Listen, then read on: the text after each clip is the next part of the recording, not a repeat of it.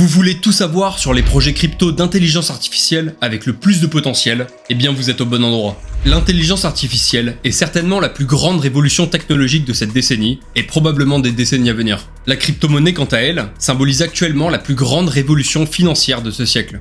La convergence entre ces deux tendances majeures peut donc amener des opportunités absolument colossales, que ce soit en termes d'innovation ou d'investissement. C'est pourquoi selon moi, les cryptos d'intelligence artificielle ont le potentiel de littéralement exploser lors du prochain bull run et de réaliser de bien meilleures performances que toutes les autres cryptos. En plus, c'est maintenant ou jamais qu'il faut s'y intéresser, car plus on s'intéresse tôt à une tendance, plus les opportunités sont grandes, mais avec l'arrivée imminente du bull run et de l'afflux d'investisseurs, ce sera bientôt trop tard pour en profiter pleinement. Dans cette vidéo, je vais donc vous présenter le narratif sur l'intelligence artificielle, qu'on appellera narratif IA, c'est-à-dire la tendance qui va capter l'attention et les investissements dans les projets crypto liés à l'IA.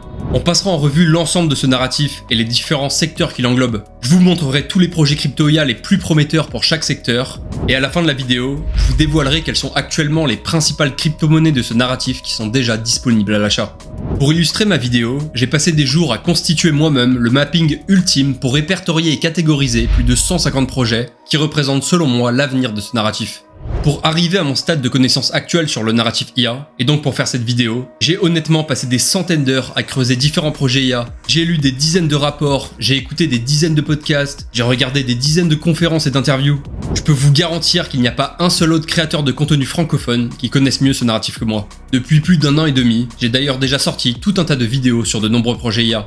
Donc si vous voulez soutenir mon travail, soutenir ma chaîne et soutenir cette vidéo, le meilleur moyen, c'est vraiment de vous abonner à ma chaîne YouTube. C'est ça qui m'aide le plus à me développer et qui aidera le plus cette vidéo à être mise en avant. Vous pouvez aussi liker la vidéo et mettre un petit commentaire, c'est aussi très utile et ça fait toujours plaisir. Je remercie sincèrement ceux qui le feront. Avant de vous présenter les projets les plus prometteurs du crypto IA, c'est indispensable de faire un point rapide sur le contexte et les problématiques actuelles autour de l'IA, sinon vous ne comprendrez même pas la pertinence de ce narratif. Alors pour commencer, c'est plus un secret pour personne, l'IA rencontre un essor phénoménal et réalise des progrès impressionnants chaque mois. L'application ChatGPT, développée par l'entreprise OpenAI, a par exemple connu une croissance sans précédent et est aujourd'hui utilisée par plus de 180 millions de personnes à travers le monde. L'IA est en train de s'imposer dans pratiquement tous les secteurs et dans toutes les industries, et son adoption ne va faire que s'accélérer dans les années à venir. C'est ce secteur qui attire le plus d'investissements en 2024, et ce sera probablement aussi le cas pour les années à venir. Rien que sur la première partie de 2024, les fonds d'investissement ont investi plus de 35 milliards de dollars dans des startups d'IA. Aux États-Unis, il y a par exemple plus de 35% de tous les investissements startups qui sont allés dans des startups d'IA. Les géants de la tech comme Google, Microsoft, Amazon, Meta investissent chacun entre 30 et 60 milliards de dollars chaque année dans l'IA. Ces investissements vont en grande partie dans l'achat massif de GPU, qui sont les composants informatiques essentiels pour faire de l'IA. D'ailleurs, vu que c'est Nvidia qui produit majoritairement ces GPU, Nvidia est maintenant dans le top 3 des entreprises les plus capitalisées au monde. Enfin bref, vous l'aurez compris, ce marché est destiné à connaître une croissance fulgurante dans les prochaines années. Mais si vous suivez ma chaîne, vous savez aussi que l'IA centralisée qui prédomine largement aujourd'hui présente des problématiques fondamentales. Un des plus grands risques avec l'IA, c'est que ce soit seulement les quelques géants de la tech actuels qui finissent par obtenir un monopole complet sur cette technologie. Ce cartel d'entreprises pourrait alors contrôler entièrement l'accès aux meilleures IA, restreindre leurs utilisations et imposer librement leurs coûts d'exploitation. Ils récoltent déjà massivement nos données, donc en intégrant des biais à leurs IA, en étendant la censure sur de nombreux sujets, ils pourraient aussi avoir un contrôle total sur l'opinion publique, sur ce qui est bien et ce qui est mal, sur ce qu'est la vérité et ce qui ne l'est pas. Et ce que je vous dis là n'est clairement pas de la science-fiction, c'est une menace réelle et concrète. On est déjà en train d'entrevoir ce futur et ses pratiques. Et les géants de l'IA centralisés, donc les Apple, Google, OpenAI et compagnie, ils possèdent déjà la majeure partie des ressources informatiques et des données nécessaires pour faire de l'IA. Comme on a vu, ils investissent chaque année des dizaines de milliards dans des data centers composés de milliers de GPU pour entraîner des IA de plus en plus puissantes. À cause de ça, la barrière à l'entrée pour concevoir des IA qui peuvent rivaliser avec celles de ces entreprises va juste devenir beaucoup trop grande. Le coût d'entraînement des modèles d'IA privés atteint déjà des sommes complètement débiles, avec le dernier modèle d'IA de Google appelé Gemini, qui a coûté presque 200 millions de dollars à développer. Et puis imaginez si un jour l'une de ces entreprises découvrait l'AGI, une super intelligence capable de surpasser l'intelligence humaine. Est-ce que vous pensez qu'ils s'en serviraient pour faire le bien, ou est-ce qu'ils garderaient ça précieusement pour faire exploser leur chiffre d'affaires? C'est pour toutes ces raisons qu'il est urgent et essentiel de trouver des solutions pour contrer ce monopole. La clé pour contester ce monopole, c'est de réussir à recréer des IA de façon décentralisée et open source qui soient aussi puissantes que les IA centralisées du cartel des géants de la tech. L'IA doit reposer sur des systèmes décentralisés pour qu'elle ne puisse pas être contrôlée par une seule entité, pour qu'elle soit plus transparente, qu'elle soit résistante à la censure, et elle doit être open source, c'est-à-dire qu'elle puisse être accessible librement par n'importe quel développeur, chercheur ou startup d'IA. C'est là qu'on commence à comprendre la synergie avec la crypto et la blockchain, car la décentralisation et l'open source sont les bases de la crypto et de la blockchain. L'IA open source, c'est vraiment la fondation du narratif IA, c'est sur ça que se reposent tous les projets crypto qu'on va voir juste après. Mais aujourd'hui, la seule entreprise majeure qui contribue à l'open source, c'est Meta. Pour Mark Zuckerberg, l'open source c'est l'avenir, et avec Meta, il publie des modèles d'IA open source appelés Llama. Je rappelle qu'un modèle d'IA, c'est un programme qui a été entraîné à partir de gros paquets de données pour être en mesure de répondre à des questions et d'imiter le raisonnement humain. Et les modèles Llama de Meta, ce sont en gros des modèles similaires à ceux utilisés par ChatGPT.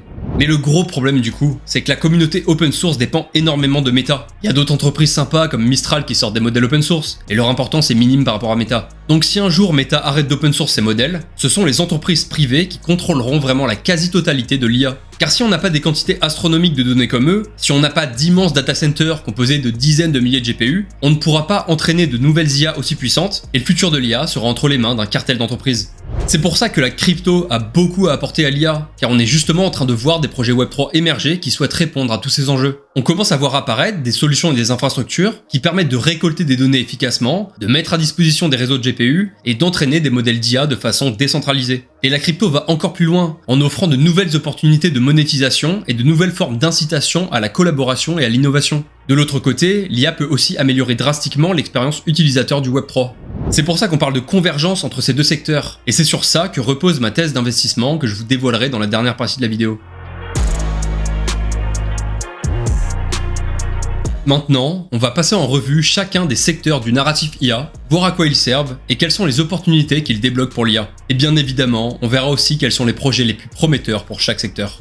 Tout d'abord, on va voir le secteur de la donnée. Faut savoir que pour créer une IA, donc pour entraîner un modèle d'IA, comme celui utilisé par ChatGPT par exemple, on a besoin d'énormément de données, mais vraiment énormément. C'est avec ces données que le modèle d'IA va pouvoir apprendre et devenir plus intelligent, donc plus la donnée et plus ces données sont de bonne qualité, plus le modèle d'IA sera performant. Le problème, c'est qu'aujourd'hui, c'est très compliqué d'accéder à de grandes quantités de données, et ça coûte très cher aux entreprises. Mais grâce à la crypto et la blockchain, on va pouvoir créer des systèmes pour inciter les gens à contribuer en apportant des données en échange de rémunération.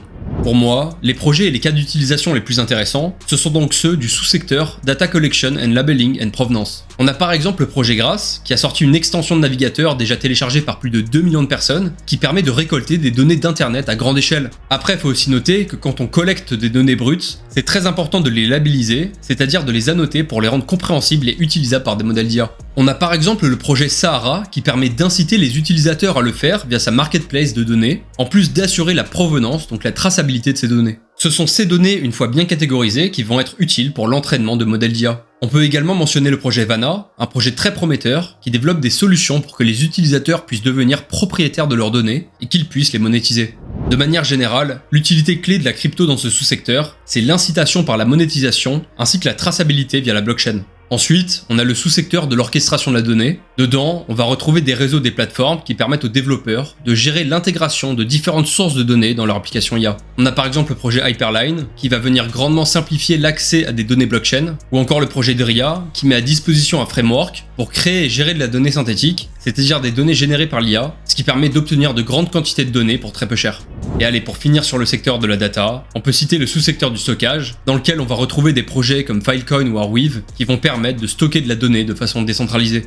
Après le secteur de la donnée, vient le secteur du machine learning. Car le machine learning, c'est ce qui va permettre d'entraîner les modèles d'IA grâce à des algorithmes et en leur faisant ingérer de grandes quantités de données pour qu'ils apprennent à accomplir des tâches. Le problème, c'est que comme on a vu plus tôt, pour entraîner des modèles d'IA puissants, on a besoin de gros data centers avec plein de GPU au même endroit que seuls les gens de la tech possèdent. Après, on pourrait se dire, bon tant pis, c'est pas grave, on peut utiliser les modèles open source de Meta, mais imaginez si à cause d'une nouvelle régulation ou d'un changement de stratégie de l'entreprise, Meta arrêtait d'open source ses modèles. C'est pour ça qu'on a besoin de la crypto, pour inciter l'entraînement collaboratif de modèles d'IA qui seraient aussi puissants que ceux d'OpenAI. Mais pour ça, du coup, on a aussi besoin de nouvelles méthodes d'entraînement décentralisées, car vu que la communauté open source n'a pas des clusters de 100 000 GPU à sa disposition comme Elon Musk, on doit pouvoir entraîner un modèle de façon distribuée à partir de GPU répartis aux quatre coins du globe.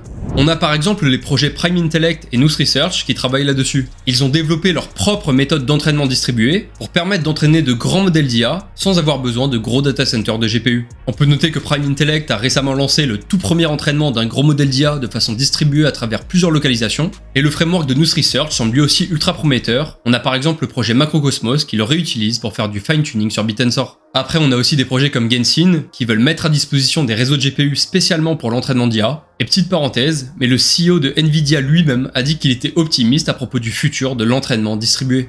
C'est donc grâce à ces techniques que des projets vont pouvoir entre autres créer de nouveaux modèles d'IA. On retrouve une fois de plus le projet Nous Research dans le sous-secteur de la création de modèles, car ils ont sorti cette année leur propre modèle d'IA qu'ils ont entraîné à partir du modèle de Meta. Et s'il y a plusieurs projets dans ce sous-secteur, c'est parce que dans le futur, il existera probablement autant de modèles que de cas d'utilisation différents, tout comme on a une grande diversité de blockchains avec leurs spécificités.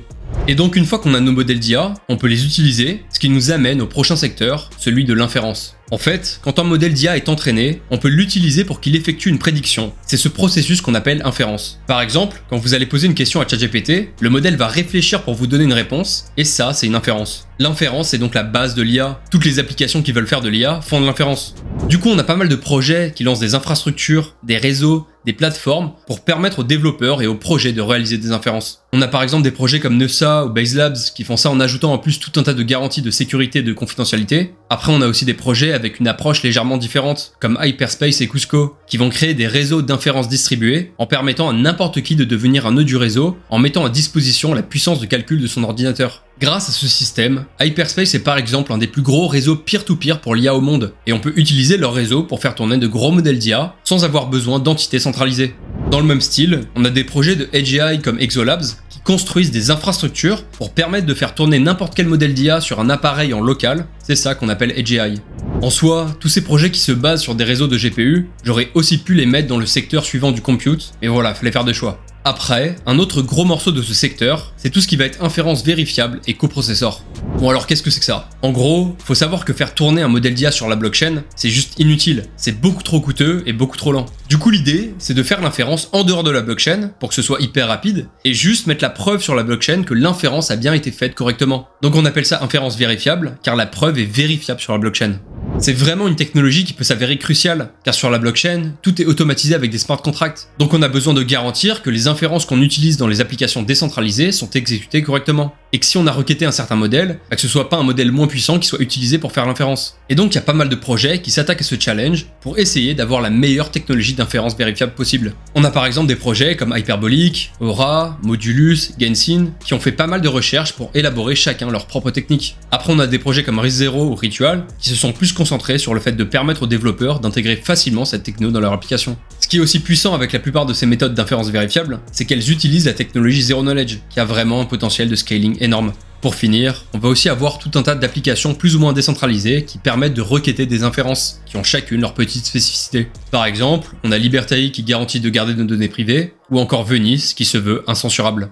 Du coup, on vient de voir le secteur de la donnée, du machine learning et de l'inférence. Mais il faut savoir qu'entraîner un modèle d'IA et utiliser un modèle d'IA, c'est pas gratuit, ça demande des ressources informatiques. Entraîner un gros modèle d'IA, ça demande même des quantités absurdes de GPU. Et gérer une application avec des millions de demandes d'inférence comme ChatGPT, ça coûte aussi extrêmement cher en puissance de calcul. Aujourd'hui, l'écrasante majorité des développeurs utilisent des solutions centralisées comme AWS pour louer des GPU. Sauf qu'encore une fois, ça fait qu'on se retrouve avec genre 3 entreprises qui ont un oligopole sur le marché du cloud. Donc ils sont aussi libres d'imposer des coûts élevés, il y a toujours des risques de censure et de manque de transparence. Et puis on peut noter qu'encore aujourd'hui, c'est compliqué d'accéder à des gros clusters de GPU via ces solutions. Pour répondre à cette demande en GPU et aux problématiques des clouds centralisés, on a tout un tas de projets qui ont vu le jour. On a par exemple des projets comme Ionet ou Akash Network qui vont servir de méga agrégateurs de GPU. En gros, n'importe qui va pouvoir mettre à disposition ces GPU sur leur infrastructure en étant rémunéré pour ça, ce qui permet de créer à partir de zéro une grande offre de GPU de façon décentralisée. N'importe quel développeur va ensuite pouvoir se servir de leur infrastructure comme d'une marketplace de GPU pour louer des GPU de façon décentralisée, rapide et à moindre coût. On peut aussi mentionner le projet Prime Intellect, qui lui va même jouer le rôle d'agrégateur car il peut potentiellement agréger sur sa plateforme tous les GPU des autres projets que vous voyez dans cette catégorie. Et puis on a d'autres projets qui s'adressent à des secteurs spécifiques, comme iTier qui lui va avoir un focus un peu plus gaming, Render Network qui lui va se concentrer sur le rendu 3D, et Genshin sur l'entraînement et le fine-tuning. Sinon on a également des projets similaires comme Aleph.im ou Fluence qui eux agrègent plutôt des CPU, ou encore des projets comme Exabit qui se spécialisent dans la tokenisation de GPU.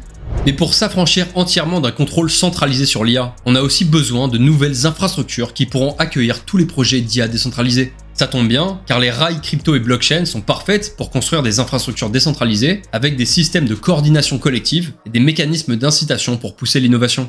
Là où on va retrouver une partie des projets IA majeurs qui joueront un rôle central dans le futur de l'IA décentralisée, c'est donc dans le secteur de l'infrastructure et de la coordination, et même peut-être plus précisément dans le sous-secteur de la coordination de modèles. Ce sont ces projets qui construisent des réseaux qui ont pour but d'assurer la collaboration et la coordination nécessaires au développement de modèles d'IA.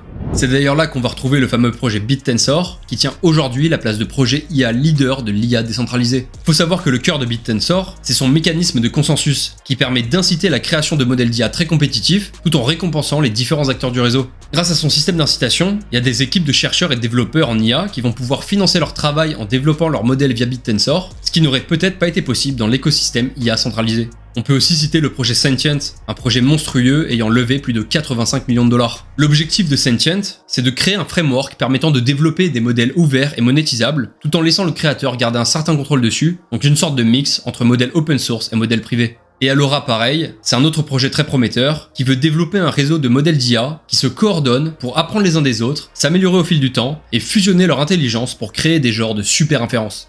Comme vous pouvez voir, j'ai aussi créé une catégorie pour les projets qui veulent un peu copier BitTensor. En gros, comme OpenAI et HyperTensor, ce sont des projets qui veulent reprendre les concepts qui ont fait le succès de BitTensor et tenter d'apporter des innovations en plus. Mais bon, je pense vraiment pas qu'ils obtiendront un jour le même effet de réseau que BitTensor. Après, dans ce secteur, j'ai aussi mis les projets qui font de l'hébergement de modèles d'IA. On a par exemple le projet Open Gradients, qui joue le rôle d'Hugging Face du Web3 pour ceux qui connaissent, donc qui construit une plateforme qui permet d'héberger des modèles d'IA et qui permet à n'importe qui de réutiliser les modèles d'IA hébergés, tout ça de façon décentralisée. J'ai aussi créé une catégorie à part pour NIR et Zero One Labs, car je les vois plus comme des incubateurs ou des accélérateurs à projets IA. En gros, le but de ces projets, ça va être d'apporter aux projets les ressources nécessaires pour se lancer et se développer. Mais là, on va pas tant être sur des ressources type modèle d'IA, données ou GPU. On va être plus sur des ressources type outils pour développeurs, contact avec les VC, financement, advisory, visibilité, networking, etc. Ensuite, on va voir le secteur des agents IA. Je rappelle qu'un agent IA, c'est un programme capable d'interagir avec son environnement et d'exécuter des tâches de façon autonome. Par exemple, les voitures autonomes qui doivent analyser leur environnement pour prendre des décisions de conduite en temps réel, elles utilisent des agents IA. Mais un agent IA, ça peut aussi prendre la forme d'un chatbot sous stéroïde qui peut interagir avec Internet, interagir avec des applications pour exécuter des tâches lui-même. Et encore une fois, pour certains cas d'utilisation, c'est ultra pertinent que les agents utilisent la crypto et la blockchain. Avec la crypto, les agents IA peuvent avoir leur propre portefeuille, donc ils peuvent faire des transactions financières, ce qui est absolument impossible dans le Web 2, car ils ne peuvent pas avoir de compte bancaire. Les agents vont aussi pouvoir interagir entre eux en utilisant des tokens et des cryptos comme moyen d'échange. La blockchain et les smart contracts représentent donc l'infrastructure idéale pour coordonner ces agents et pour garantir la sécurité, la transparence et l'autonomie de ces transactions. C'est pour ça qu'on retrouve déjà pas mal de projets dans ce secteur qui s'orientent dans la création de réseaux et de plateformes qui permettent de créer, coordonner et monétiser des agents IA. Ces projets auraient d'ailleurs pu se retrouver dans le secteur d'avant, car ce sont des sortes d'infrastructures pour agents IA. On a par exemple le projet Théorique, qui construit un protocole permettant de déployer et d'utiliser les agents IA comme sur une genre de marketplace. Il développe également des solutions pour rendre les agents IA interopérables et qu'ils puissent allier leurs forces pour créer un système de coordination qui débloque le plein potentiel des agents IA. On peut aussi citer le projet Talus qui a aussi à peu près les mêmes ambitions. Et puis dans ce secteur, on va retrouver des projets déjà live comme Olas ou FetchAI. Ensuite, on a aussi des projets qui vont se concentrer plus spécifiquement sur le cas d'utilisation du paiement, car c'est vraiment une très bonne synergie entre crypto et agents IA. On a par exemple le projet Nevermind qui veut concevoir l'infrastructure pour simplifier les paiements entre agents IA. Faut savoir que le sous-secteur qui fait énormément parler de lui dans le crypto IA en ce moment, c'est plutôt celui des agents IA qui jouent le rôle d'influenceurs, ainsi que les mêmes coins d'agents IA, et je vais rapidement vous expliquer pourquoi. En gros, en juin de cette année, il y a un chercheur en IA qui a créé un genre d'agent semi-autonome appelé Trust Terminal, qui possède son propre wallet et son propre compte Twitter. Pour rigoler, le créateur de l'énorme fonds d'investissement A16Z a envoyé 50 000 $ à cet agent IA. Suite à ça, l'agent IA Trust Terminal s'est mis à créer un genre de culte autour de ce qu'il a appelé le Goats et Gospel. Forcément, quelqu'un a donc créé un memecoin associé appelé Goats, et c'est complètement parti en couille. Aujourd'hui, ce memecoin a presque tapé les 1 milliard de capitalisation, c'est juste énorme. Ça le placerait dans le top 10 des crypto IA les plus capitalisés. Depuis, il y a donc toute une hype autour des memecoins d'agents IA. Après bon, je sais pas si ça va durer très longtemps. Mais c'est notamment pour ça que le projet Rituals est sous le feu des projecteurs. En fait, ce projet permet de créer très facilement des agents IA qui peuvent prendre la forme d'influenceurs IA. Et le truc, c'est qu'on peut associer des memecoins à ces influenceurs IA. Donc on a vu apparaître le memecoin d'agent IA appelé Luna, qui a vu son token exploser et atteindre très rapidement près de 200 millions de market cap. Les gens se sont donc rendus compte du potentiel des plateformes comme un Rituals, c'est pour ça que le token de Rituals a lui aussi complètement explosé. Enfin bref voilà, les agents IA, les meme coins IA, c'est la grosse tendance du moment, c'est pour ça que je vous parle de tout ça. Mais si ça vous intéresse que je vous parle plus en profondeur des agents IA, de toute cette narrative et des projets IA que je surveille pour spéculer sur cette narrative, n'hésitez pas à vous abonner à la chaîne et à me le faire savoir en commentaire.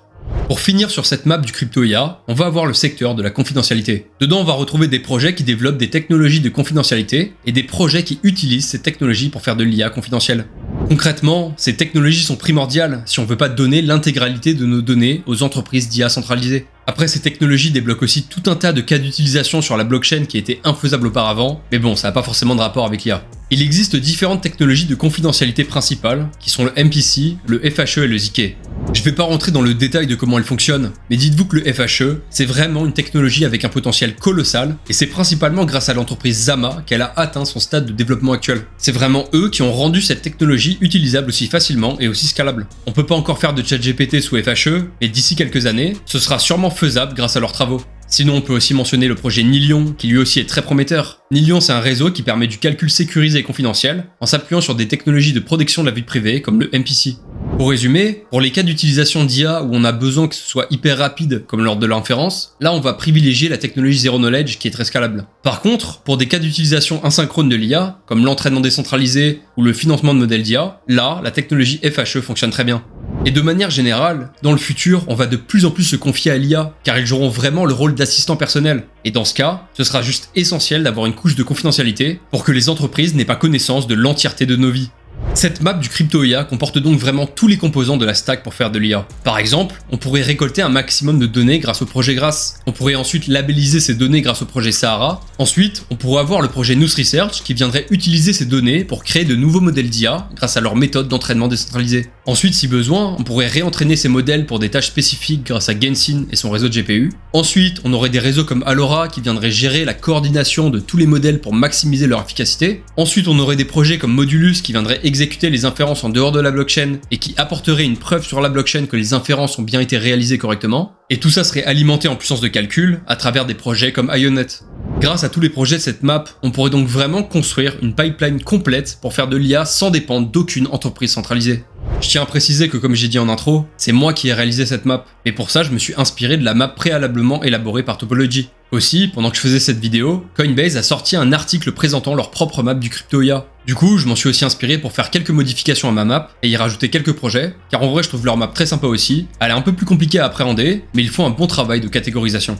Gardez aussi en tête que quand on fait ce genre de map, on doit faire des compromis, car la plupart des projets auraient leur place dans plusieurs catégories différentes, mais il faut faire des choix. Et bien évidemment, même s'il y a beaucoup de projets sur cette map, j'en ai sûrement oublié quelques-uns. D'ailleurs, il y a moi-même quelques projets IA que j'ai en portefeuille que je n'ai pas mis sur cette map. Donc n'hésitez pas à me dire en commentaire les projets IA que j'aurais pu rajouter à cette map. Vous l'aurez peut-être remarqué si vous êtes sur Twitter, mais aujourd'hui, il y a encore pas mal de réticences envers le crypto IA. Beaucoup de gens pensent encore que l'alliance entre crypto et IA c'est bullshit, que c'est juste de la spéculation. Les critiques principales sont que globalement, les gens qui bossent dans l'IA ne veulent pas toucher à la crypto, que ce sont les grosses boîtes d'IA centralisées qui détiennent tous les talents en IA. Du coup, les projets crypto IA ne seraient que des vaporware, ce ne seraient que des projets inutiles que personne ne veut utiliser. Ce sera en gros des solutions à la recherche de problèmes, mais bon, ça c'est un peu la critique globale qu'on peut faire à tout l'écosystème crypto. En vrai, je comprends le scepticisme des gens. D'ailleurs, c'est bien de chercher à comprendre en quoi tel ou tel narratif est pertinent avant de ligne dedans comme un dégénéré. Mais j'espère vous avoir un peu montré que ce secteur comprenait quand même des projets et des cas d'utilisation intéressants. En fait, je pense que la mauvaise image que peuvent se faire certaines personnes de ce narratif est aussi en partie due à l'explosion du nombre de projets crypto pseudo-IA qui se sont lancés uniquement pour surfer sur la hype de l'IA. La majorité des projets IA avec le plus de potentiel n'ont pas encore de token, donc les gens ne s'y intéressent pas et jugent le secteur sur les projets qu'ils voient passer sur Twitter. Et vu qu'il y a des dizaines de tokens IA très douteux, voire complètement éclatés qui sont mis en avant sur Twitter, ça participe à ternir l'image des autres projets plus qualitatifs.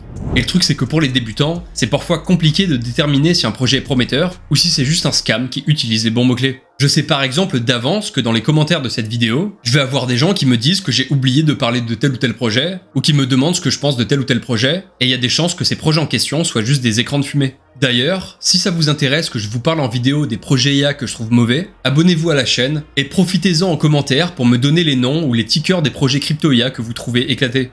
Après, faut savoir qu'il existe quand même de vraies limites et de vrais risques au narratif IA. Peut-être qu'on est un top de marché dans l'IA sur les marchés traditionnels, avec notamment Nvidia, peut-être que la hype autour de l'IA va s'essouffler, ce qui entraînerait dans sa chute les projets crypto-IA. C'est pas ce que je pense, mais je suis pas devin, donc je le relève quand même.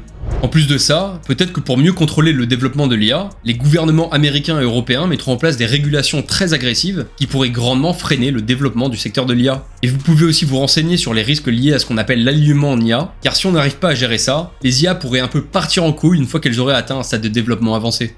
Et si on veut que le crypto IA ait un avenir après ce bull run, il faut absolument que les projets développent des business models solides et qu'ils trouvent de réels product market fit, c'est-à-dire que leurs solutions soient réellement adoptées par un public. Aujourd'hui, on va pas se mentir, la majorité des produits des projets crypto IA sont assez peu utilisés et certains sous-secteurs du crypto IA sont peut-être un peu trop niches. Il y a sûrement des projets qui essayent d'apporter des solutions à des problèmes qui n'existent pas, et de manière générale, 99% des projets IA finiront par mourir d'ici quelques années, et probablement aussi 80% des projets de ma map.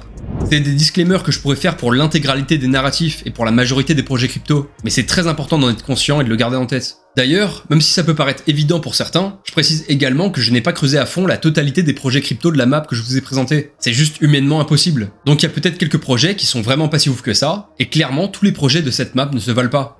Et pour finir, le problème avec le fait qu'il y ait énormément de projets IA qui n'aient pas encore sorti de token, c'est que ça va créer une forte dilution de l'attention et des liquidités. Donc soit ce sont uniquement les meilleurs projets qui vont performer, soit il va vraiment falloir que le narratif IA prenne en puissance pour qu'il y ait de l'intérêt sur tous les nouveaux tokens. Oui, le crypto IA a encore quelques challenges à relever avant qu'on ne puisse affirmer pleinement sa pertinence à long terme. Mais en attendant, je pense qu'on voit déjà de belles choses se construire et qu'il y a tout un tas de catalyseurs qui pourraient propulser ce narratif beaucoup plus haut. La crypto et la blockchain peuvent apporter une nouvelle infrastructure qui rend l'IA plus accessible, plus sécurisée, plus démocratique, plus résistante à la censure. Ça peut nous permettre de reprendre le contrôle de nos données et de pouvoir les monétiser. Ça peut grandement faciliter le bootstrapping de sets de données de qualité pour l'entraînement d'IA, mais également le bootstrapping de réseaux de GPU pour l'entraînement d'IA ou l'inférence. Ça permet de créer des incitations pour le développement de modèles d'IA, ça permet de créer de nouvelles formes de monétisation pour les créateurs de modèles, ça permet de créer des systèmes trustless pour l'inférence d'IA, ça permet d'augmenter drastiquement le nombre d'applications potentielles des agents IA, ça permet de créer des environnements propices à la confidentialité. Enfin bref, ça peut vraiment servir de contre-pouvoir à l'oligopole actuel qu'il y a dans l'IA, en plus de débloquer tout un tas de nouveaux cas d'utilisation. Et ça devient vraiment crédible, car l'IA open source s'avère de plus en plus compétitive par rapport aux alternatives centralisées. En ce moment, les gens commencent de plus en plus à se rendre compte de l'ampleur du narratif IA. On le voit notamment avec cette map provenant de l'application Kaito AI, qui permet de voir la répartition du mindshare entre narratifs, c'est-à-dire la part de l'attention qui est accordée à chaque narratif. On peut voir que dès que la hype autour des meme coins redescend un peu, c'est le narratif IA qui domine assez largement. Et c'est pas pour rien, car les cryptos du narratif IA sont parmi celles qui ont le mieux performé depuis début 2023. On a par exemple NIR qui a fait x9 de son bottom à son ATH de début 2024, on a AKT qui a fait genre x35 depuis son bottom en 2022, et on a Tao, la crypto de BitTensor, qui a presque fait x23. Mais malgré tout ça, je pense qu'on a encore du chemin à faire avant d'arriver au pic de la hype du crypto IA, c'est pour ça que j'alloue une grande partie de mon portefeuille dedans. Pour cette partie, je m'appuie en partie sur la thèse de Teng Yan, avec laquelle je suis assez aligné. C'est un gars qui tient un média de recherche spécialisé sur le crypto IA, il fait du très bon boulot, donc si ce narratif vous intéresse, je vous invite aussi à consulter son travail. Alors pourquoi on aurait encore potentiellement du chemin à parcourir avant d'atteindre le top du marché sur ce narratif? Déjà, je dirais qu'on n'a même pas encore démarré la deuxième phase haussière de ce bull run. Il y a eu un peu d'engouement en mars de cette année, mais on n'a clairement pas eu de grosse phase euphorique, avec l'arrivée massive de nouvelles liquidités et de nouveaux entrants, et si on suit la cyclicité, le top du marché ne serait pas avant 2025. La crypto est encore boudée, et l'attention portée sur la crypto est au plus bas comme en bear market. Et le jour où l'effervescence reprendra, je pense que ce sont les top narratifs comme l'IA qui continueront de performer le plus. Ensuite, les crypto-IA ne représentent aujourd'hui qu'un faible pourcentage des altcoins. Évidemment, avec l'arrivée de toutes les nouvelles crypto-IA, ce pourcentage pourrait changer sans forcément qu'il y ait un gros pump des crypto-IA. Mais je pense que comparé au potentiel de ce narratif, à l'importance qu'il pourrait prendre, et quand on connaît l'essor que rencontre l'IA dans le Web 2, on a peut-être encore une belle marge de croissance. Et outre diluer les crypto-IA actuels, les projets IA qui n'ont pas encore sorti de token pourraient aussi faire exploser l'attention sur le secteur. Je vous rappelle pour la énième fois que la majorité des projets IA les plus prometteurs sont encore en train de build et ils ne sortiront pas leur token avant fin 2024 ou début 2025. Et puis comme on a pu le remarquer, en crypto, il suffit qu'une tendance Web 2 émerge pour que ça fasse exploser les projets Web 3 du même secteur. On l'a vu de façon flagrante en 2021, quand Facebook s'est renommé en Meta et que toutes les cryptos métaverses ont fait des performances folles.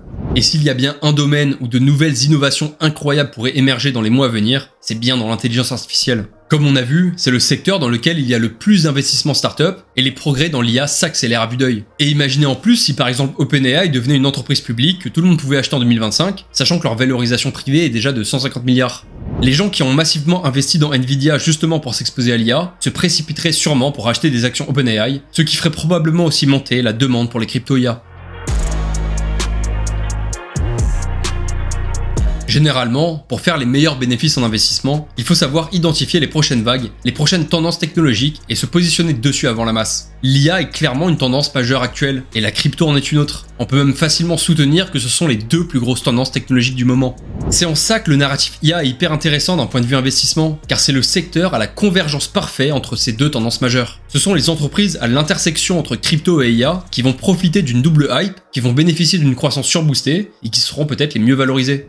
Pour résumer tout ça le plus simplement possible, IA égale super opportunité, crypto égale super opportunité, donc crypto plus IA égale méga opportunité. Ça peut paraître simpliste, mais en vrai je pourrais résumer ma thèse d'investissement comme ça. Et si on cherche bien, on peut trouver des projets crypto qui représentent bien cette opportunité, à la convergence également entre bonne take et bonne hype. Je rappelle évidemment que je ne suis pas conseiller financier, et rien de ce que je suis en train de dire ne constitue un quelconque conseil en investissement. Ce n'est que mon avis, qui va en plus sûrement évoluer au fil des mois. Ceci étant dit, si vous êtes investisseur débutant ou même intermédiaire dans la crypto et que vous voulez investir dans le crypto IA, je pense que pour l'instant, rester sur les leaders actuels du narratif est amplement suffisant, car comme ça vous éviterez de choisir des projets moisis qui finiront oubliés quand on aura l'afflux de tous les nouveaux tokens IA. Personnellement, les crypto IA que je détiens en majorité dans cette liste sont BitTensor, NIR, Akash et Ionet. Je suis pas trop fan de ICP, je sais même pas ce qu'ils font dans cette catégorie IA. Je pense que Render est un bon projet, mais je préfère Ionet et Akash dans le même secteur, sachant qu'ils sont un peu moins chers. Et je pense que Super Artificial Intelligence est correct, mais je suis pas hyper convaincu encore par cette alliance, même si Fetchai, qui en fait partie, est un bon projet. Après honnêtement, ça mériterait vraiment une vidéo entière pour que je vous présente toutes les cryptos IA que je détiens, pourquoi je les détiens, quels sont les cryptos que j'aime moins, et quels sont les cryptos dont j'attends la sortie avec le plus d'impatience. Donc si ça vous intéresse, n'hésitez pas à me le faire savoir en commentaire, et surtout en vous abonnant à ma chaîne YouTube, c'est vraiment le meilleur indicateur pour moi. Sinon vous pouvez aussi liker cette vidéo, ça fait toujours plaisir. Je rappelle pour la 100e fois environ que les meilleurs projets IA n'ont pas encore sorti leur token. Donc si vous le pouvez, gardez précieusement des liquidités pour les potentielles futures opportunités d'investissement. Je vous en parlerai sur cette chaîne YouTube si j'en vois. Personnellement, j'ai aussi une stratégie pour potentiellement faire des rotations de liquidités entre mes crypto IA actuelles et les nouvelles si j'ai de meilleures convictions sur ces dernières. Si on reprend ma map, on peut voir que les quelques crypto IA qui sont déjà sortis sont principalement des cryptos dans le secteur du compute et de l'infrastructure. Il y a encore très peu, voire pas de bons tokens dans tout ce qui est machine learning, inférence, agent IA ou même data. Si je dois vous reciter une paire de projets prometteurs par secteur, on a par exemple Vana et Sahara dans la data, Nous Research et Macrocosmos dans machine learning, Hyperbolic et Exolabs dans inférence, Genshin et Prime Intellect dans compute, Sentient et Alora dans infra, Theoric et Nevermind dans agents, et Zama et Nilion dans privacy. Je précise également que j'ai encore beaucoup de choses à apprendre sur l'intersection entre crypto et IA et sur les différents projets de ce narratif. C'est un vrai rabbit hole sans fin, et je suis pas ingénieur ou chercheur en IA, mais j'apprends des tas de nouveaux trucs chaque semaine, et mon avis évolue et s'aiguise au fil des mois. Peut-être que d'ici 6 mois, j'aurai changé d'avis sur certains points, et peut-être que j'aurai même envie de faire une mise à jour par rapport à ce narratif. Enfin bref, si cette vidéo vous a plu, le meilleur moyen pour soutenir tout le travail que j'ai fourni pour la réaliser, c'est vraiment de vous abonner à cette chaîne YouTube. Et si vous voulez approfondir certains projets IA dont j'ai parlé dans cette vidéo, comme Hyperbolic, Prime Intellect ou Nous Research, j'ai fait des vidéos dédiées sur ces projets.